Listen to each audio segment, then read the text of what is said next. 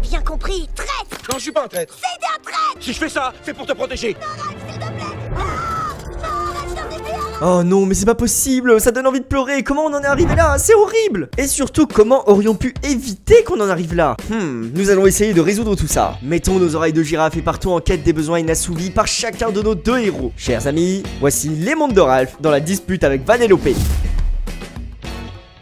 Vanellope est dévasté. De son point de vue, Ralph a détruit ses rêves sans aucune raison. Donc évidemment, qui me fait du mal sans raison va avoir l'étiquette de méchant, c'est naturel. Et parce qu'elle ne connaît pas la triste vérité, ça va être vrai dans sa tête. Ralph est en train d'agir pour saboter les besoins de Vanellope. Il l'empêche d'accomplir ses rêves en participant à la course. Et il détruit même la belle voiture qu'ils ont créée ensemble, c'est horrible. Mais en réalité, personne ne peut être gratuitement méchant. C'est pour ça qu'en CNV on dit qu'il n'y a pas de méchants. Ça sert à rien de chercher des méchants, il n'y en a pas. C'est pour satisfaire ses propres besoins que Ralph a cassé la voiture. Je sais que ça revient au même, mais avec cette approche on n'a plus de méchants, plus besoin de chercher un méchant, on a juste à chercher des besoins et des stratégies. Ça veut pas dire qu'on doit tolérer tout ce qui se passe, ça veut juste dire qu'on a plus à chercher un méchant et à le punir. Ça nous aide à trouver une solution, ça nous aide à nous sentir en paix. Donc ça c'est la première étape. Quand on est en colère contre quelqu'un et qu'on lui en veut, ça signifie au fond de nous qu'on lui veut du mal, on lui veut une punition. C'est pour ça qu'on dit que la communication non violente ce n'est pas forcément parler tout le temps. C'est tout un cheminement de déconstruction à faire dans notre tête pour éviter de voir l'autre comme un ennemi. Et à partir de là, peut-être qu'on peut commencer à parler. Et ça passe par se débarrasser des jugements, etc. Vous connaissez la chanson. Cette dispute tragique se termine par cette phrase. C'est vraiment un vrai méchant. Ralphito, le beau gosse du dessin animé qui a été conçu pour être un méchant et qui passe toute sa vie à essayer de devenir gentil. Cette phrase arrive comme une épée de Damoclès sur ses épaules. On peut voir à quel point l'étiquette de méchant est dévastatrice. Mais l'étiquette de gentil n'est-elle pas tout aussi dangereuse? Tu serais gentil de faire la vaisselle. Tu serais gentil de me ramener un 20 sur 20 en maths. Tu serais adorable de mettre du parfum parce que tu schlingues la mort. On entend ça depuis tout petit et c'est normal, c'est comme ça qu'on arrive à faire des choses sympas pour les autres. Mais en tant qu'enfant, qu'est-ce qu'on comprend notre fort intérieur? On entend « Je t'aime si tu fais ce que je désire ». Ouais, tu serais courageux d'aller énerver le taureau là-bas, ouais.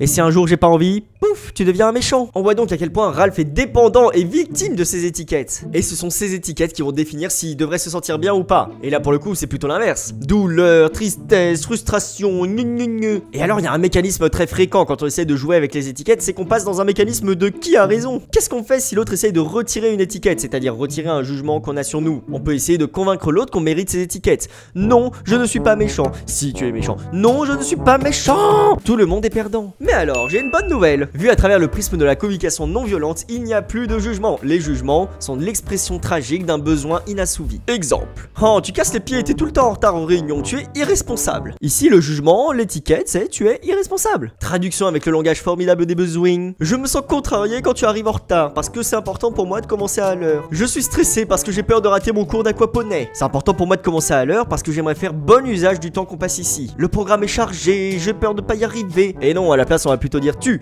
es irresponsable, tu es bordélique, tu es maniaque, tu. Ça me semble très simple à comprendre, très dur à appliquer. Bon, maintenant qu'on a tous terreau fertile, regardons comment on va résoudre tout ça. Première étape, c'est se débarrasser des étiquettes. Les étiquettes, c'est un petit peu comme si on recouvrait notre corps de velcro et qu'à chaque fois qu'on recevait un jugement, il resterait collé. Essayons de revenir au plus simple de notre être. En CNV, il n'y a pas de méchant ou de gentil. Il y a juste des gens qui demandent merci ou s'il te plaît. Tant qu'on a des jugements, on aura des ennemis. Et quand on observe que les actions à la place des personnes, il n'y a plus d'ennemis. Il y a juste des actions qui nous mettent dans une situation inconfortable, plus facile. Alors quand Vanellope elle dit « Ralph, tu es vraiment un méchant », ça veut dire « J'ai des besoins qui sont insatisfaits ». Alors on demande, on part à la recherche de ces besoins. Que veux-tu dire par là, ma petite scrubunibuni? Qu'est-ce que j'ai fait pour que tu me dises ça? Je suis prêt à le remettre en question. Je suis désolé d'avoir brisé ta voiture, mais tu comprends, il fallait que je le fasse. Mais? Non, pas de mais. C'est important vraiment de séparer les deux. Je suis sincèrement désolé d'avoir brisé ta voiture. Point. On prend le temps d'accueillir cette phrase-là en particulier. Et une fois que cette partie de la phrase est passée, on passe à la suite. J'aimerais que tu comprennes que c'est important pour moi. En fait, c'est des petits chipotages, hein, c'est pas grave si on balance un mètre de temps en temps. C'est juste que ce mot en particulier va ramener l'attention vers soi quand l'autre a besoin d'empathie. C'est comme si on donnait un seau à l'autre pour qu'il puisse vider son robinet et puis après d'un coup on lui retirait et puis on disait moi aussi j'ai besoin, tiens.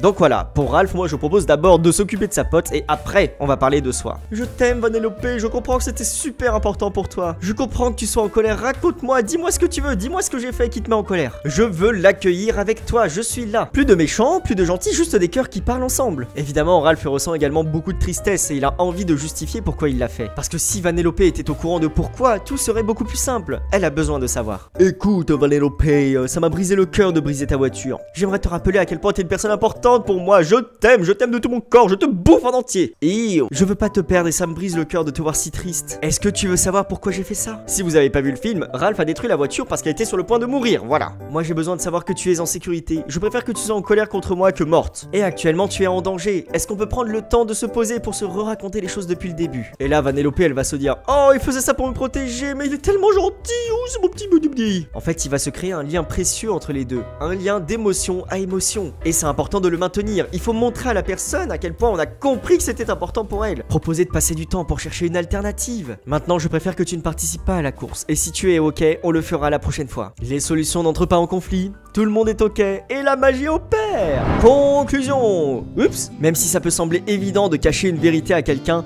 ensemble on peut faire des choses plus grandes. Et ça commence par un j'ai peur que tu disparaisses. C'est quand même une raison suffisante, non? On ne pourra pas espérer que l'autre comprenne seul. Tant qu'on l'aura pas dit, il n'aura pas compris. Parce que l'autre personne peut interpréter ou passer complètement à côté de la plaque. Une fois que la personne comprend pourquoi on a peur ou qu'on comprend pourquoi elle est en colère, on peut proposer des solutions. S'il te plaît, accepte de reporter la course. J'ai peur pour ta sécurité. J'aime passer du temps avec toi. Je veux que ça dure le plus longtemps possible. Et vous, est-ce qu'il vous est déjà arrivé de mentir à quelqu'un pour le protéger? C'est pas facile. La communication non violente est un long chemin, mais vous allez voir, le résultat sera merveilleux. Aussi merveilleux que dans un Disney.